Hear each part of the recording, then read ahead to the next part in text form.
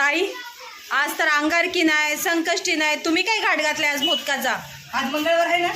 हा, मग आपलं कसं माहितीये का, जे खाऊ वाटल ते करायचं आणि मस्त असं खायचं. आली लहरम केला कहर. हो, आलेला हरण केला कहर. आता मोदक मस्त बनवून ठेवलेत बघ. सारण बनवलंय.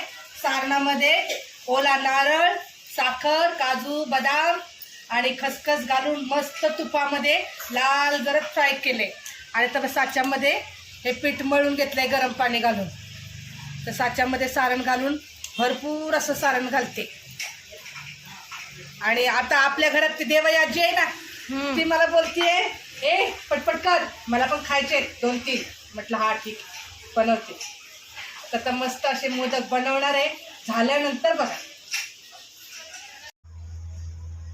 मंडळी, आली लहर आणि केला कहर, हे मी मस्त असे मोदक बनवलेले आहेत. आणि माझी आई नेहमी सांगते, आपल्याला खाऊ वाटलं तर करायचं, खायचं. घर आपलंच आहे, आपणच बनवायचं, आपणच खायचं.